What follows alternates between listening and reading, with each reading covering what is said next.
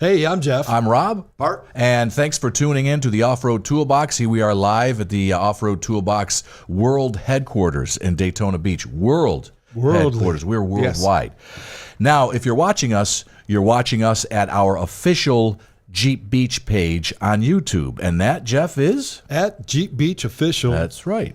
That's right. You got it right. All right. We got to practice that. Now, for those of you who are listening to us, you can see us on that YouTube channel. For those of you watching us on that YouTube channel, you can listen to us on your favorite place where you get your podcasts. Favorite podcast platform. So, again, thanks for tuning in. You guys ready for the show? Always, man. Yep. We're doing it. It's now time for another episode of the Offroad Toolbox. A Jeepers guide to everything off-road. Powered by Best Price Trailers. Hey, welcome to another episode of the Offroad Toolbox. We want to thank our sponsors. Who is that? Let's see. Dodge, Daytona. Yes. The Dye Corporation. The big place with Randy's Place. Randy's Place with the Daytona Garage. We've got Best Price Trailers. Yes. And then we got B&B Fasteners. Great people. All of them are great people. Yes. If it wasn't for them, we wouldn't have this. So, all right, Bart. So what are we going to dive into today? So I was looking for different topics to talk, and I came across, and it's called CPW truck stuff. But what caught my eye was CPW is out of Illinois, and they were a snowplow. They repaired and did installation of snowplows, and then because of that, they got into their own off-road stuff because it was Jeeps and trucks. So they came out with a list, and they started in 1990, but they came out with a list of suggested extra items, and so I printed their list, and they're pretty close to the stuff that we always recommend. Yeah, when you sent that over, I was kind of going through it, and I was like, dang. It's kind of the same stuff that we've talked about. Air compressor, cold air intake, which is common, alternators, and we've talked about alternators because when you have better batteries, or you're going to do the winch and everything else, having something better than stock alternator helps. Yes. Either the bed liner or the bed rug or the bed, redoing inside of like with Jeeps, because Jeeps get wet. I got rid of my factory carpet fairly well, and I went with bed rug. I did too. But they made bed rug and bed tread. But those things are better. Some people pull everything out and rhino line and everything, but then it gets super hot. You get a lot of heat transfer. There is a chemical out there that is heat resistant. Mm-hmm. It acts as a shield. I think it's called lizard skin. I've heard of lizard skin. Yeah. And I have something different. It's basically spray painted. It's something was on beforehand, and then it was spray painted over. And Bart, you mentioned heat, and it gets really hot in there. And that's why I like the bed rug or the bed tread, because it helps. Yes, especially if you travel with it and you go all over the place. What else do we got here? Of course, all the different types of tops you can get for a Jeep. So hard tops, soft tops, bikini tops, bimini tops. You can get so many different tops for a Jeep. That's good. But we got to make sure we go to Spiderweb to get our tops. Nothing wrong with that. Nothing wrong. Those guys, I tell you what, those guys down there, they rock. Yes, they do. You walk in there with an idea, they can pump it out for you. My daughter's got it. So, make sure you check in on them too. So. Body armor, because if you don't stay off the trees and rocks, you're going to need it. A bottle opener, which I think is funny, but they actually have bottle openers built into your bumper on some of them, or some people put them in there. So if that's your thing, let's see. Of course, front and rear bumpers. Another interesting thing was the different camping tents you can get for your Jeep or your truck or your Gladiator. Some go in the back, some come off to the side. So, again, for the people who want to go out camping, hiking, or one of our future shows talking about going to remote areas. Oh, yeah. So, again, a nice little topic, whether you put a rooftop tent or you do the whole bed. One of our people at Jeep Beach did the bed inside the Jeep. The bed inside the Jeep. Remember that? The mattress, the inflatable mattress? Oh, yeah. Jeep bed. Yes. And that's kind of cool. It's just all those things.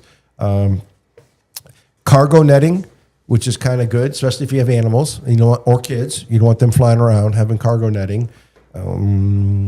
Seat covers of all types, very common with Jeeps. Some people get leather, or you can get all the different. You can keep the original, which is going to get sun faded. They get wet, but the Jeep covers help a lot. I went with Bartek. That's probably the better of the ones out there. They're pricey. They're pricey, but you know what? I like them. That's all that matters. Talking about communications, whether you do the MGRS, the ham, or CB radio, just the neat thing about the off-road community is the coolers. Whether you put them on the back, you put them in the bed, you put them inside. Having a cooler is pretty good. And then you even came up with the singles and the double that you can plug in that run off a battery. Yes. So that's great for if you're going on the weekend adventure. If you're just going out for a day, just take an ice box. Dash cam. I have one. I have multiples. Yes. Well, I have one just for everyday driving because, one, I don't go very fast because I have a 3.8. But just in the event of an accident, I have some, hey, I didn't do it. It wasn't my fault. Yes, and I can show, hey, I wasn't flying, believe it or not. All types of accessories for your phone they recommend, which is good. You don't want your cell phone flying around, so having some type of, whether you pull out on top of the radio and you put the one in there, or you put all the little CMM? They make mounts for it. They're one of our big people. CCM, they make some great stuff. So, I mean, it's interesting. CMM, I'm sorry. CMM, sorry. Carolina Metal Masters. Yeah, they're out of Tennessee now. That's why they're CMM. With Jeeps, all types of decals, which is kind of cool. They recommended. The deck lid for security and keeping your storage. I like that. I mean, I have, actually mine's out because I'm getting ready to do a course, which I have to take all my off-road stuff and then put in all my maritime stuff, which is a lot of maritime stuff. I got mannequins, target stands, buoys, anchors. So you pull everything out. And that's the nice thing with my deck lid, is I can pull it all out, fold my seat forward, and then I have all my storage space back. Which one do you have? I have the Tuffy box. Okay. The one from them. And like I said, with the exception of the two side pieces, everything else comes out. Like I said, I got full access to my Jeep again. Yeah, it's like the Diabolical. That's the one I went with for my significant other's Jeep. And you like it? I haven't put it in yet. Okay. I've had mine for years because of some of the stuff I do carry, you just don't want out. And also, when you take the top and doors off, you want a place to secure your gear. Exactly. So, I mean, that's pretty good. Kind of like all that stuff. Dog harnesses. So probably if you're riding top and door off, or some people always have some type of harness on their dog for safety reasons. So a dog harness is pretty good. Again, back to the cargo net. But if you take your top and doors off, yeah, I would probably say, because if the dog gets excited, you don't need it jumping out. Yeah, not at 50 miles an hour. You don't, or even 25 or 25. Even in your neighborhood, going slow in your neighborhood, your dog sees that squirrel and it's gone. Yeah. Door hangers. The door hangers, again, for taking the doors off. And there's a whole bunch of them out there. There's a cart. There's the ones that you hang on your wall. Yes. I mean, the stuff that we have for our Jeeps is just astronomical. Yep. At some point, upgrading your drive shaft, and you keep your Jeep long enough. Like, I'm 214,000 miles now, so I actually had to go in and replace my drive shafts. Let's see, door hinges, exhaust systems, upgrading your exhaust system, roof racks, and fender flares. All the stuff that we talk about is kind of neat. That a company that started in 1990. Doing snowplows, installing them, repairing them, selling them, has grown, and now they're big into the off-road community and Jeep market. And they actually recognize what things are needed. Yes. Not just, here, buy this because we want you to buy it. Yes. It's actually things that do work the way they're supposed to. And it's nice that when we talk about things, and it kind of validates everything we say, and we suggest, hey, there's somebody else saying the same thing.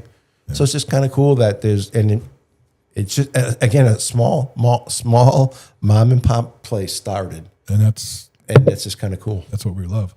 So now with the equipment, how'd your tires go? Oh, my bead locks. That was interesting. I think I got my bead locks 6 or 7 years ago. 80, 90, almost 90,000 miles on my KO2s. On them, so I finally replaced them more out of dry rot than the tread. So but what's interesting, I got KO3s, and my Jeep doesn't dry. They're a little softer. I have to figure it out. My Jeep. Chalk test them yet? This is just all recent because I'm so slow and old. So usually doing a Jeep, so when I had to place my TPMS sensors. So I pulled them off, and you got 18 bolts. You got to take the air out first. You got to completely deflate your tire. Then you got to take off these 18 bolts, and then you got to break, the bead lock apart. And so last time I did it, I was like, an hour and a half a wheel. By the time I did it, took it off the car, took it all apart, put it all back together and air out. Well, now I'm like 2.5 hours. Just so old. And all my injuries. So it was, 3 wheels took me a little over 6.5 hours with back spasms.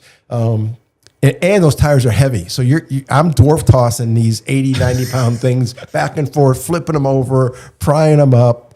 So it was fun. So I got them out. So you got a CrossFit workout? Oh, I got more than that. I think he got a little bit more than that. I really, so I can only do 3 in one day, believe it or not. And that's with brakes. I had to have extended brakes to stop the spasms. And then the next day, Father's Day, I got it. And then my stepson comes out when I'm almost done and goes, "Hey, can I help you?" It's always that way. So the only thing he had left to do was put the 18 bolts back on and tighten them.